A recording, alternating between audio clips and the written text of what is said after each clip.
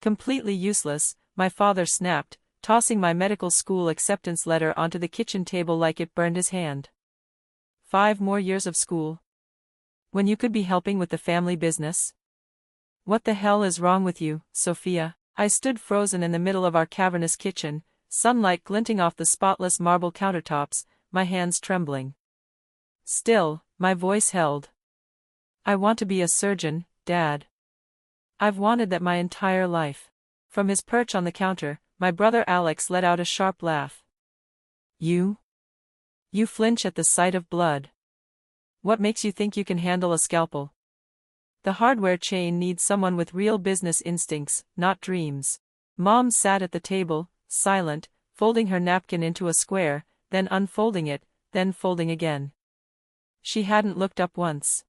Anderson Hardware has survived 3 generations, Dad pressed on, his face coloring with anger. Your grandfather built it from nothing. And now you're ready to throw it all away for some fantasy. I'm not throwing anything away, I said quietly. I'm choosing something for myself. You just want. To what?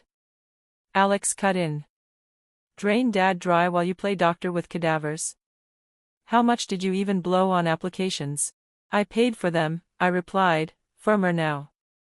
Every single one. Dad let out a bitter chuckle. With what money? The trust fund we set up for you? The car in the driveway? The roof over your head? No, I said, lifting my chin. With money I earned working nights at the hospital.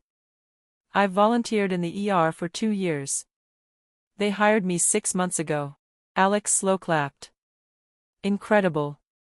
Sophia, the glorified hospital janitor. Can't wait to tell the shareholders. That's enough, Mom said at last, her voice sharp but restrained. Your father's right. This med school fantasy needs to stop. We need you here. I stared at her, disbelieving. You want me to give up everything I've worked for, to spend my life selling power drills? Passion doesn't pay the bills, Dad snapped. We're not in a place to indulge your delusions. The business is in trouble. We need loyalty, not this selfishness. I'm not being selfish, I said, the words shaking loose from a knot in my throat. I want to save lives. Dad slammed his hand on the table, making the salt shaker jump. Enough. Either you join the family business, or you're out. No more trust fund. No more support. Nothing. The silence afterward felt louder than his shouting. Alex leaned back, smug, enjoying the show. I've already accepted the offer, I said softly. Classes start in 4 weeks. Dad's face went dark red. Then get out. You want to throw away your future? Fine. But not on my dime. Richard, Mom began. She made her choice, he cut her off.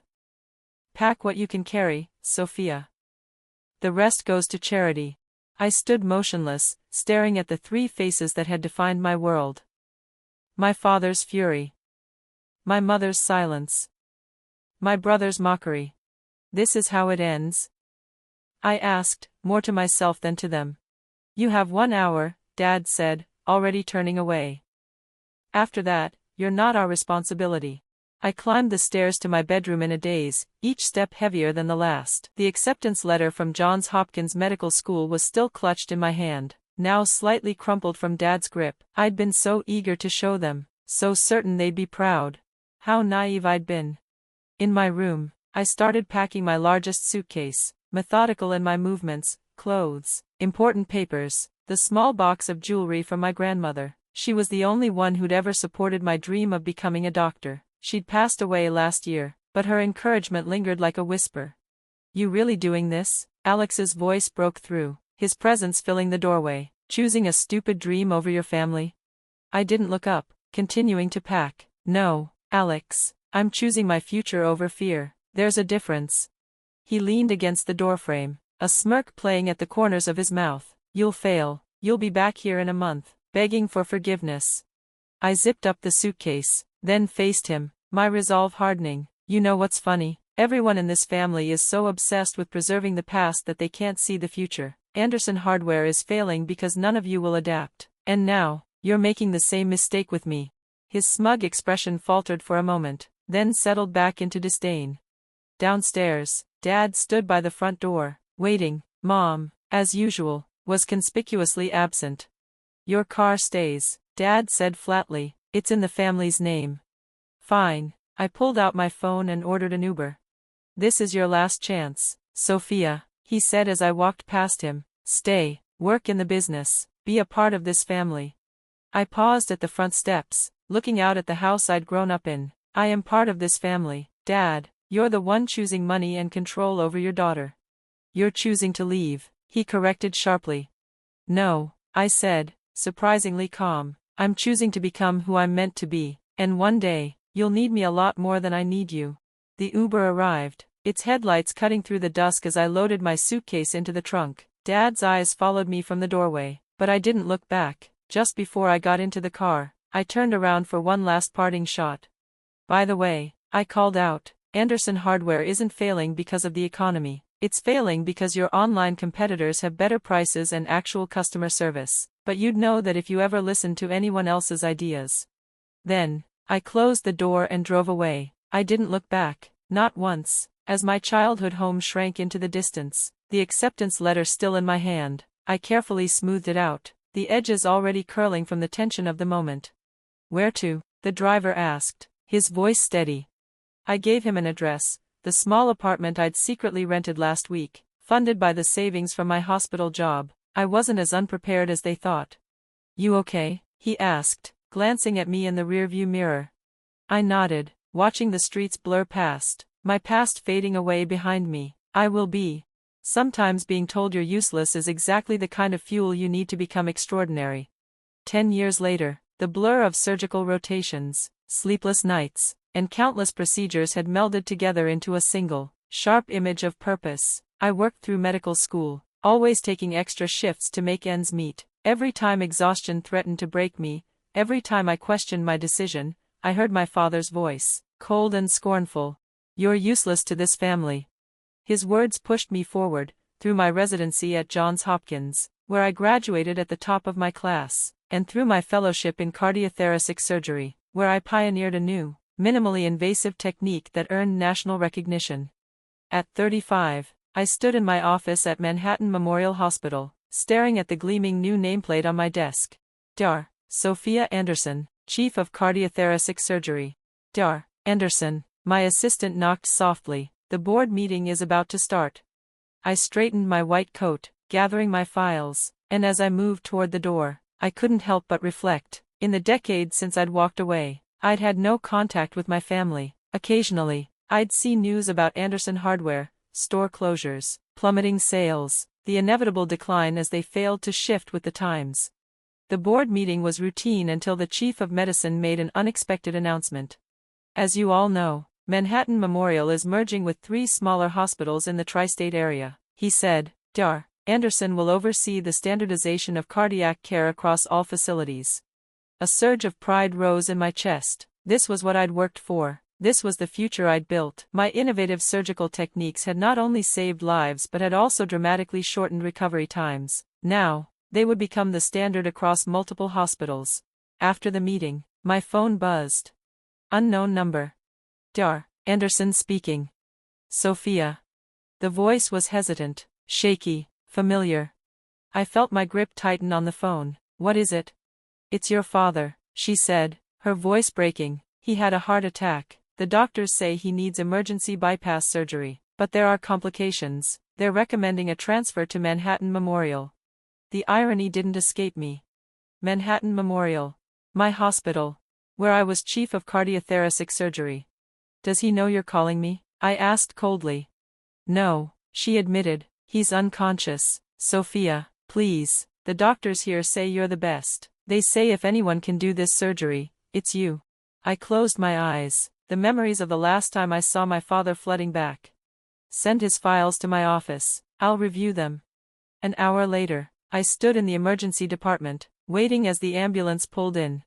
Alex was the first to burst through the doors, older, yes, but still carrying that same arrogant air. He stopped short when he saw me. What are you doing here? He demanded. My job, I replied evenly. checking our father's vitals as the medical team transferred him to the gurney. I'm the chief of cardiothoracic surgery. His face twisted through a range of emotions: shock, disbelief, and finally, a dawning realization. Before he could speak, Mom rushed in, her eyes landing on my white coat. "Sophia," she whispered, taking in the way the staff deferred to me, the respect in the room palpable. "You really did it, Dar. Anderson." One of my residents interrupted the moment. "The ore is prepped."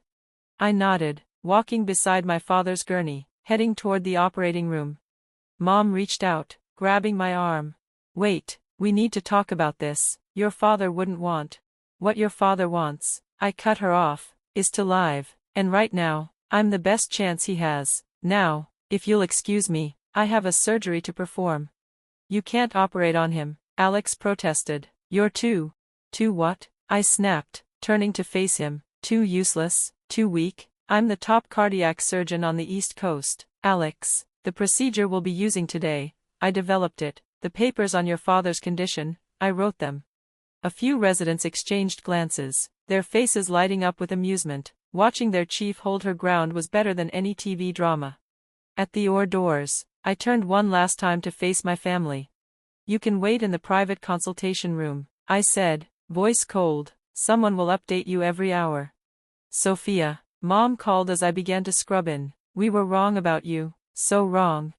I paused, glancing at her reflection in the OR window. "Yes, you were. Now, if you'll excuse me, this useless daughter has a life to save." The operating room lights blazed above me as I entered, my team already in place and ready. On the table lay my father, the man who had once thrown me out, who'd called me useless, who'd tried to crush my dreams. "Scalpel," I said calmly, extending my hand. Sometimes, the best revenge isn't proving people wrong. It's becoming so undeniably right that they have no choice but to trust you with their lives. 8 hours later, I walked into the consultation room where my family was waiting. They all looked up, their faces anxious and worn. "The surgery was successful," I said professionally, my voice steady. "We performed a quadruple bypass using my minimally invasive technique. He'll need several weeks of recovery, but the prognosis is good." Mom's eyes filled with tears, and Alex slumped into his chair, the weight of relief lifting off his shoulders. "He's in recovery now," I continued. "You can see him in about an hour." As I turned to leave, Mom's voice caught me. "Sophia, wait, your father, when he wakes up." "When he wakes up," I interrupted, "he'll be in the care of the hospital's best cardiac team, not because he's my father, but because that's what we do here. That's what this useless daughter built." I walked out, my white coat swishing behind me. At the nurse's station, I picked up my next case file. Life moved on, and there were more hearts to fix. 3 days later, my father woke up to find me checking his vitals. "You," he whispered, his voice hoarse. "Hello, Dad," I said, making notes in his chart. "I'm Dar. Anderson, your surgeon, and as it turns out, I'm not so useless after all." I turned and walked out of his room, head held high. Sometimes, the smallest victories are the sweetest, like saving the life of someone who once threw yours away. In my office later that day, I looked at my wall of medical achievements, patents, publications, awards. Then, I smiled, remembering the words my father had once said. Being useless had worked out pretty well after all.